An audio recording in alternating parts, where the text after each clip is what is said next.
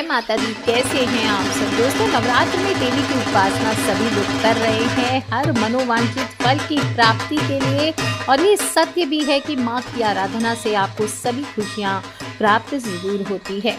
नवरात्र शब्द से नव अहोरात्रि का बोध होता है। सिद्धि और साधना की दृष्टि से देखें तो रात्रि का अधिक भान होता है, और माता रानी के जो भी सच्चे भगत होते हैं वो सभी अपने आध्यात्मिक और मानसिक शक्ति संचय के लिए इन 9 दिनों में अनेक प्रकार के व्रत, संयम, नियम, यज्ञ, भजन, पूजन, योग, साधना करके माँ को अपने तरीके से मनाते हैं। आप ध्यान दे पाएंगे कि रात्रि में साधना का विशेष महत्व क्यों है। आप दिन के समय में आवाज़ लगाइए, देखिए कितनी दूर तक आपकी आवाज़ जाती है, मगर वही आवाज़ आप रात के समय लगाइए, देखिए कितनी दूर तक आपकी आवाज़ जाती है। इसी तरह से माता रानी तक अपनी आवाज़ को पहुंचाने के लिए, अपनी प्रार्थना को पहुंचाने के लिए आपको रात्रि का इस्तेमाल करना चाहिए। माँ तक आपकी आवाज़ बहुत जल्दी पहुंचती है। इन 9 दिनों में प्रत्येक भगत प्रत्येक दिन माँ के आगे श्रद्धा अनुसार आराधना करते हैं। सुबह शाम माँ की आरती करते हैं, कोई कलश स्थापना करते हैं, अखंड ज्योत जलाते हैं, कोई जुआरे उगाते हैं, देवी का सप्तशती का पाठ करते हैं, व्रत उपवास करते हैं। सीधा सीधा अर्थ है माँ से जुड़ते हैं। और सभी को कोशिश करनी चाहिए कि 9 दिन व्रत भी अवश्य रखिए और दशमी के दिन पारण करना चाहिए। ज़्यादा से ज़्यादा नवाण मंत्र ओम एम ह्रीम क्लीम चामुंडाय विच्चे, ओम एम ह्रीम क्लीम चामुंडाय विच्चे का जप कीजिए। और माँ को क्या क्या भोग लगाना है, किस प्रकार से श्रृंगार कराना है, ये सब मैं पहले ही बता चुकी हूँ बहुत बार।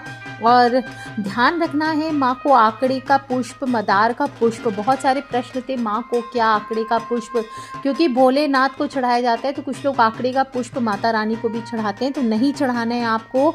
दुर्बा घास भी नहीं चढ़ानी और तुलसी पत्र भी नहीं चढ़ाना है। बेला, चमेली, कमल, इस प्रकार के लाल गुलाब, ये पुष्प आपको माँ को चढ़ाने चाहिए। छोटे छोटे उपाय करते रहिए, प्रत्येक दिन उपाय बता रही हूँ।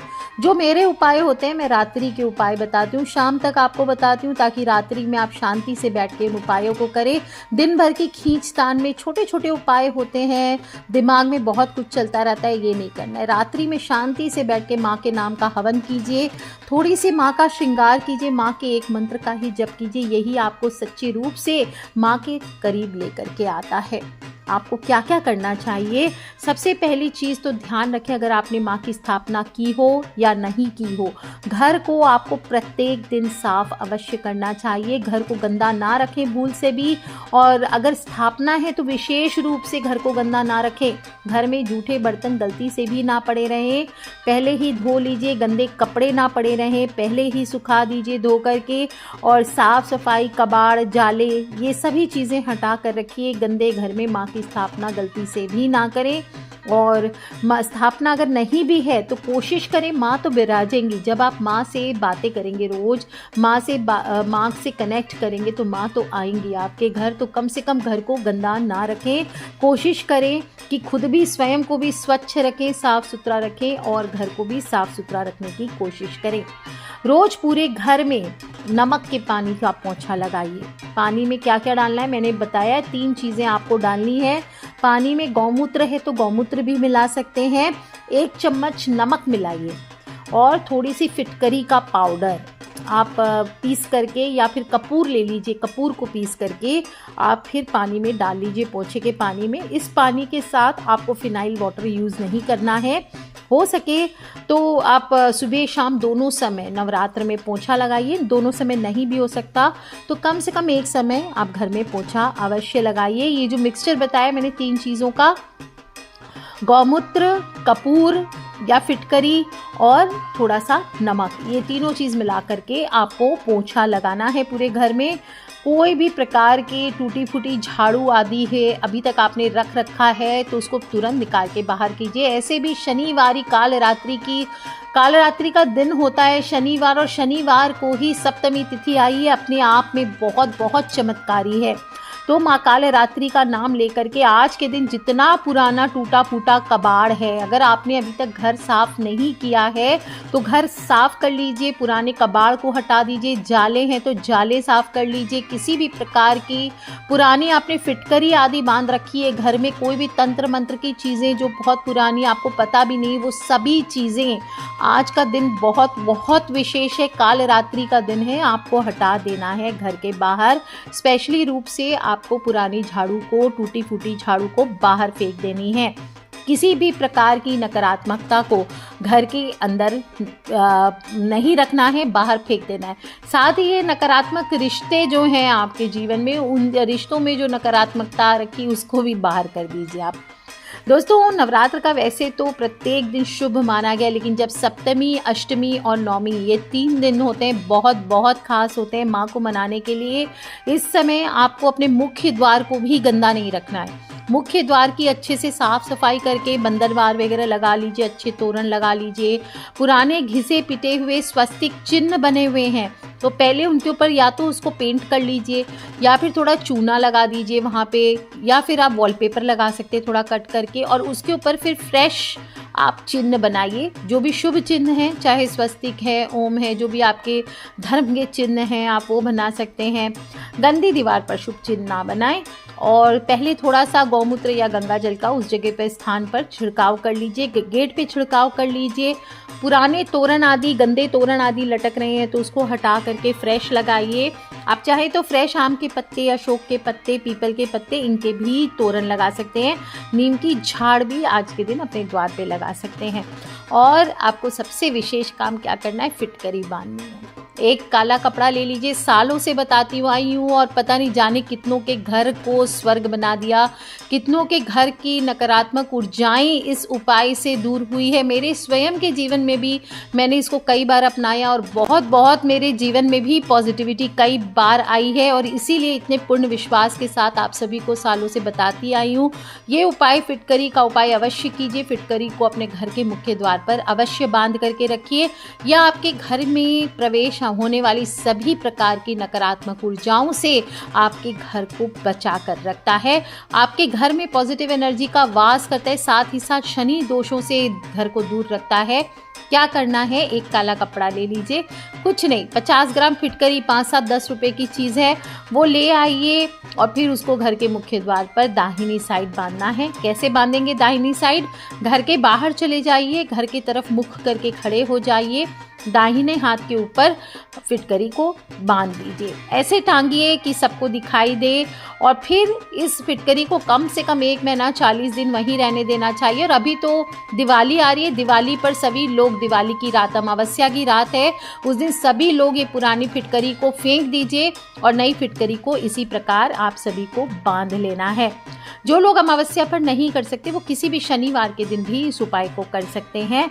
और अगर टांगना पॉसिबल नहीं है तो आप चाहें तो जो घर के बाहर में मुख्य द्वार होता है उसके नीचे जो वहाँ पे जो पाँव पोंछना होता है उसके नीचे आप इस फिटकरी को पाउडर करके भी, कई लोग कहते हैं कि हमें अजीब लगता है, हमारे अड़ोस पड़ोस में पूछते हैं काले कपड़े में क्या टंगा है, तो ऐसे में ये लोग क्या कर सकते हैं, आप लोग इस फिटकरी को पाउडर कर दीजिए और उसको अच्छे से पाउडर करने के बाद काले कपड़े में बांध के पतली सी पोटली बना लीजिए, और जो आपका डोरमैट है गेट के बाहर यानी पाँव पोंछना है उसके नीचे आप इसको रख सकते हैं। ध्यान रखें, पाँव पोंछना ऐसा नहीं उसको नीचे रख दिया तो सफाई नहीं करेंगे। एवरीडे पाँव पोंछने की सफाई अच्छे तरीके से होना चाहिए। उसके जस्ट सामने में जूते, चप्पल, कूड़ादान, झाड़ू, टूटा फूटा सामान, कबाड़, ये सब हटा दीजिए मुख्य द्वार के सामने से। अगर आपने रखा है तभी आपको ये उपाय करना चाहिए, और हो सके तो समय समय पर या रोज़ थोड़ी सी रंगोली ज़रूर लगाते रहें। दोस्तों, मुख्य द्वार तो साफ रखेंगे ही साथ इन दिनों में आपको किचन भी साफ रखना है, और कोशिश करना है प्याज, लहसुन, नॉनवेज, ये सब चीज़ें, हो सकता है आपके घर पे सभी लोग नहीं मानते हो इस बात को, लेकिन कम से कम आप इन चीज़ों से परहेज रखने की कोशिश करें। और जो लोग भी व्रत उपवास कर रहे हैं वो समा के चावल, कुट्टू का आटा, आलू, कच्चे केले, सेंधा नमक, घी, जो भी सात्विक भोजन आप खाना चाहते हैं वो सभी सामान एक जगह करके रख लीजिए। नवरात्र की में अष्टमी या नवमी को जिस दिन भी आप कढ़ाई करने वाले हैं माता रानी की, तो माँ के लिए पूरी, हलवा, खीर और चने की सब्जी, ये सभी चीज़ों की तैयारियां पहले ही कर लेनी चाहिए। हर दिन आपको स्नान अवश्य करना है। ये नहीं कि आज स्नान किया तो फिर कल स्किप कर गए, ठंड आ रही है थोड़ी थोड़ी, कहीं कहीं पर ज़्यादा ठंड भी हो सकती है, तो भी आपको हाथ पांव फ्रेश करके अच्छे से नहा करके आपको फ्रेश कपड़े धारण करने चाहिए। धुले हुए वस्त्र, हल्के सुंदर वस्त्र, आपको लाल पीले, जो स्त्रियां हैं वो लाल पीले वस्त्र धारण कर सकती हैं। और शनिवारी महाकाल रात्रि का दिन है, तो आपको क्या करना है, सुबह सुबह कड़वे तेल से, सरसों का जो तेल होता है उससे आपको सारे शरीर में मालिश करनी चाहिए और इसके बाद आपको स्नान करना चाहिए। आप कोई और सुगंधित तेल का भी प्रयोग कर सकते हैं। और जैसे शादी विवाह में तैयार होते हैं, कहते हैं इन 3 दिनों में खुद का श्रृंगार, 16 श्रृंगार से परिपूर्ण होनी चाहिए स्त्री। और स्वयं से ना भी करे, जो साधक है वो सिंपल एक वस्त्र में रहते हैं, वो नहीं भी कर सकते हैं, तो जो गृहस्थ हैं कम से कम वो स्त्रियां अवश्य कीजिए। और माता रानी को भी दुल्हन के भांति श्रृंगार कराना चाहिए। जो साधक हैं वो साफ सुथरे हल्के वस्त्र पहने, आरामदायक हल्के ढीले ढाले वस्त्र, ज़्यादा चुस्त कपड़े ना पहने, क्योंकि दिमाग भक्ति पे होना चाहिए, आपके वस्त्रों पे नहीं होना चाहिए। और रोज़ की पूजा में आप सभी को बताया गया है, आप चाहे तो एक ही वस्त्र धारण कर सकते हैं या बदल भी सकते हैं, या धो करके एक ही वस्त्र पहने साधना के समय। जो वस्त्र आपने पहना उसको माता रानी की पूजा में पहनते, उन कपड़ों को पहन के आपको वॉशरूम आदि नहीं जाना चाहिए। वॉशरूम जा रहे हैं वही कपड़े को पहन के, तो पहले वस्त्र या तो स्नान करके फ्रेश वस्त्र पहनिए, या कपड़े बदलकर वॉशरूम जाके फिर स्नान करके फिर पहनना चाहिए। चौकी पर स्थापना जो भी है, आपकी ज्वारे, कलश, आरती सामग्री, नौग्रह, षोडश मातृका आदि सभी चीज़ें एक चौड़े स्थान पर, खुले खुले स्थान पर आराम से जगह रखते हुए रखनी चाहिए। एक दूसरे में घुसा घुसा के खूब सारी चौकी पर क्राउड नहीं करना चाहिए, भीड़ नहीं करनी चाहिए चौकी पर। सभी को यथास्थान स्पेस दें। जैसे हमें सांस लेने के लिए 2 लोग के बीच में स्पेस चाहिए होता है, इसीलिए इसी तरह से ऐसा नहीं कि देवी देवता है तो एक के ऊपर एक मार दिया, सभी सामान ठूंस दिया, ऐसा नहीं।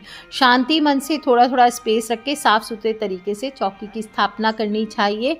अगर बाई चांस दीवा खंडित हो जाए, या आपने रखा है वो खंडित हो जाए, या फिर नारियल कुछ खंडित हो गया, कोई भी प्रकार के अपशगुन जिनको कहते हैं हमारी भाषा में, इस तरह से हो जाए तो अपशगुन ना माने। बहुत सारे लोग इन चीज़ों को बतलाने के लिए डरा धमका करके सभी को डराते हैं कि ये हो गया तो ये हो जाएगा, ये हो गया तो ये हो जाएगा। कुछ नहीं होगा। माता की भक्ति सावधानी पूर्वक करनी चाहिए, और अगर इसमें कोई त्रुटि होती भी है तो माँ से क्षमा प्रार्थना करके ऐसा भाव करना चाहिए कि माता ने कोई विपदा अपने ऊपर ले ली है, या विपदा उस चीज़ के ऊपर आ गई है। और इसी प्रकार से जैसे नारियल अगर खंडित हो गया, नारियल को बदलकर नया नारियल आपको रख देना चाहिए। अगर कलश खंडित हो गया तो कलश भी बदला जा सकता है।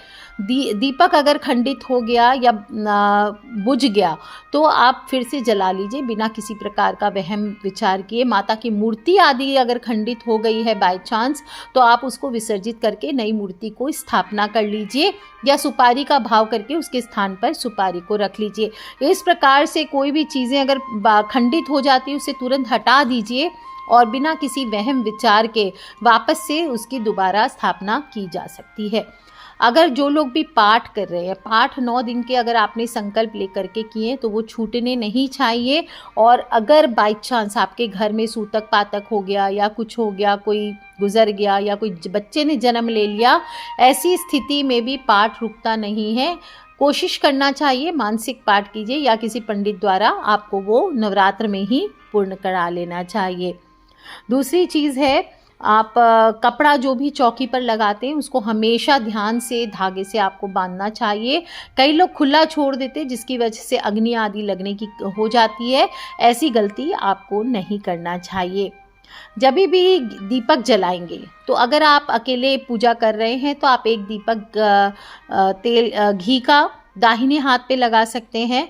और पूजा करते समय ध्यान रखें कि घी का दीपक ऐसे हमेशा अपने बाईं हाथ की ओर लगाना चाहिए, यानी माता के दाहिने हाथ की ओर, और तेल का दीपक जला रहे हैं तो आपके दाहिने हाथ की ओर रखना चाहिए। और दीपक जलाते समय मंत्र का जप कीजिए। शुभम करोति कल्याणम आरोग्यम धन संपदाम शत्रु बुद्धि विनाशाय दीपो ज्योति नमोस्तुते, इस प्रकार से आपको बोलना चाहिए।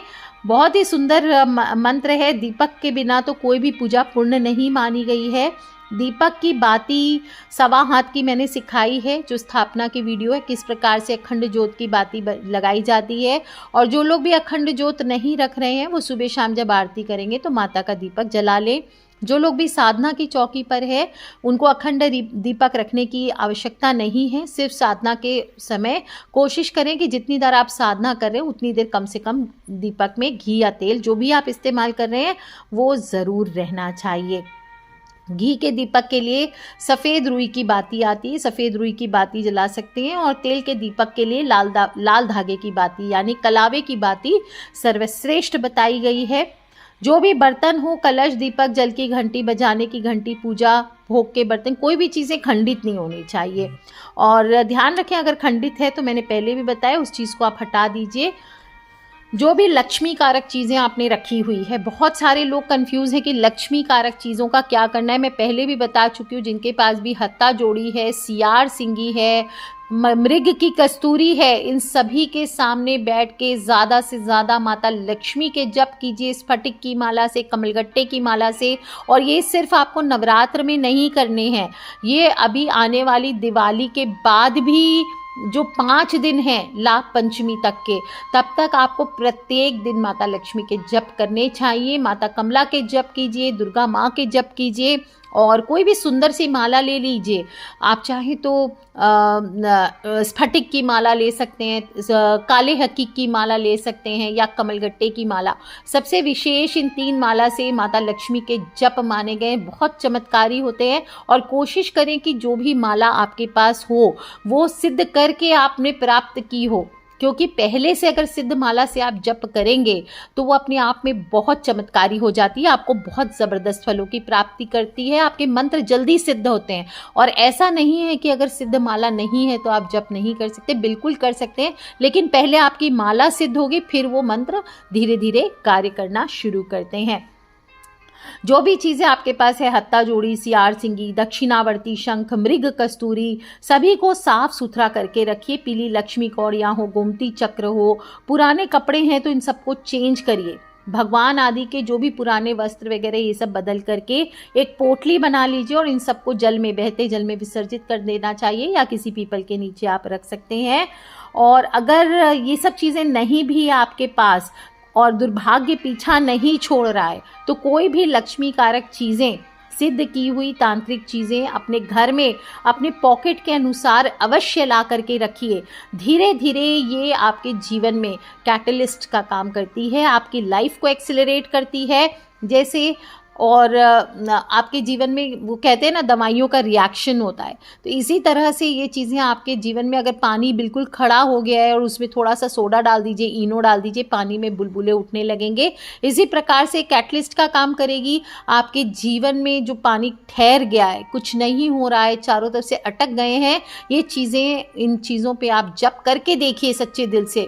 हमेशा बताती हूँ कि 1 चुटकी सिंदूर चढ़ाइए, 2 लौंग चढ़ाइए, 1 इलायची चढ़ाइए, 1 कपूर की टिक्की चढ़ाइए इन चीज़ों पर, और माता लक्ष्मी के वहीं बैठ के जप कीजिए। ओम श्रीम ह्रीम श्रीम कमले कमलालय प्रसीद प्रसीद श्रीम ह्रीम श्रीम ओम महालक्ष्मी नमः, या सिर्फ बोलिए ओम महालक्ष्मी नमः, ओम महालक्ष्मी नमः।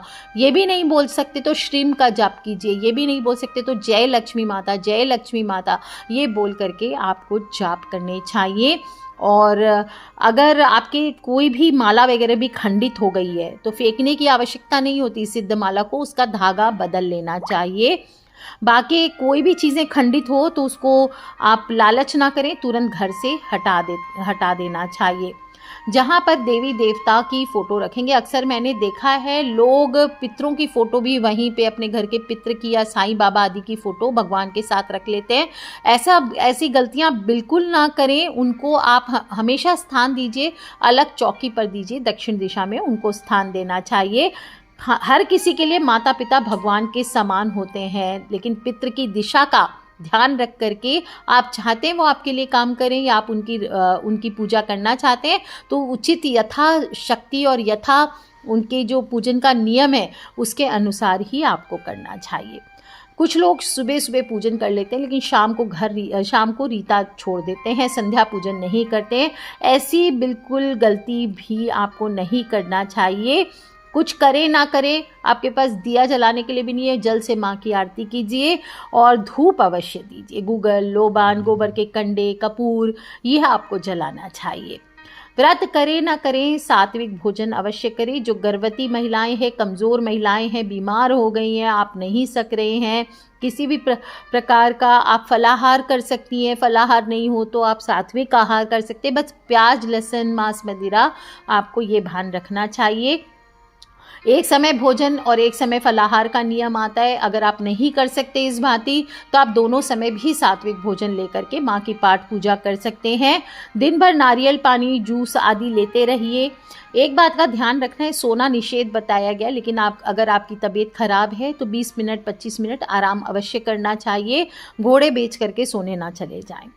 रात्रि में माँ के पास पूर्ण अंधकार नहीं करना चाहिए। भाव करें कि माँ आपके घर पधार चुकी है। वैसे तो नियम यही होता है कि आप माँ के पास ही शयन करें, वहीं पे चौकी लगती है, वहीं सोया जाता है। और नहीं भी तो कम से कम कुछ न कुछ कोशिश करके दरवाज़ा खुला रख के, क्योंकि देखिए जब माँ की स्थापना होती है तो हम ये भाव करते हैं कि माँ हमारे घर आ गई है, और माँ एक छोटी कन्या है 8 वर्षीय। तो ऐसे में माँ को अकेला छोड़ना, आप अपने बच्चे को अगर छोड़ सकते हैं तो छोड़ दीजिए। खिलखिलाते रहें, घर पे लड़ाई झगड़ा ना करें, सभी लोग प्यार से रहें, वो डर जाएंगी नहीं तो। खिलखिलाते रहें, हंसते रहें, अपनी मुस्कान बिखेरते रहें। मनपसंद माँ के अच्छे अच्छे भोग बनाएं और सभी को परिवार के साथ प्रसाद ग्रहण करना चाहिए। शाम को 10 मिनट ही सही सिर्फ बच्चों के साथ सुंदर सुंदर माँ के गीत गाएं, भजन गाएं, थोड़े छोटे छोटे हवन कीजिए। इससे बच्चों को भी आनंद आता है, बच्चे भी इन्वॉल्व होते हैं और उनको भी ऐसा लगता है कि हमारे घर पे उत्सव हो रहा है। कीर्तन कर सकते हैं, जगदम्बे भवानी मैया तेरा त्रिभुवन में छाया राज है, माँ के गुणगान कीजिए। और ऐसा कोई काम ना करें कि माँ आपके घर आके अफसोस करे कि मैं इस घर पे आई तो क्यों आई। वो आपके पास रहें, ऐसा आपको कार्य करना चाहिए। Last but not the least, सभी चीज़ें होने के बाद क्षमा प्रार्थना अवश्य कीजिए। दिन भर में जो भी आपने त्रुटियां की है, अंत में माँ से क्षमा प्रार्थना करें। भूल चूक क्षमा अवश्य करती है माँ, अपने बच्चों को गले से लगाती है। और व्रत पूर्ण जब हो जाए तो अष्टमी, नवमी या दशमी, जिस भी तिथि को आप कन्या पूजन करना चाहते हैं, 1, 3, 5, 7, 9, जितनी आपकी इच्छा हो, कन्या को भोजन करवाइए और दशमी के दिन फिर माँ की विदाई करें। दोस्तों, विसर्जन करना ना भूलें, क्योंकि इस मटेरियलिस्टिक दुनिया में विसर्जन ही सबसे बड़ा सत्य है। और दुर्गा विसर्जन में मूर्ति विसर्जन किया जाता है तो देवी देवताओं का अंश मूर्ति से निकलकर वापस अपने लोक को चले जाते हैं, यानी परम ब्रह्म में लीन हो जाते हैं। दोस्तों, जो लोगों ने भी नवरात्र में मूर्ति स्थापना की है, मिट्टी की मूर्त आदि, उनको विसर्जन अवश्य करना चाहिए। बाकी अपने घर में अगर आपके फोटो आदि है या कुछ है आपने रखा हुआ था, तो उन सभी को, या मूर्ति आपने रखी हुई थी, तो इनको स्नान अवश्य कराना चाहिए और यथास्थान इनको विराजित कर देना चाहिए। सभी लोग लास्ट में जो भी जुआरे आदि हैं वो पूरे परिवार में वितरण करने चाहिए। जो कलश के ऊपर नारियल है, ये सभी चीज़ें किसका क्या करना है मैं अगले वीडियो में बताऊंगी। तब तक के लिए कनेक्टेड रहें। आज के लिए इतना ही दोस्तों। माँ काल रात्रि आप सभी की रक्षा करे। महाकाली आप सभी के जीवन में खुशियाँ लेकर के आए, दुष्टों का विनाश करे, शत्रुओं का विनाश करे और आपके घर की सभी प्रकार के बाधाओं को हर ले। बोलिए महाकाल रात्रि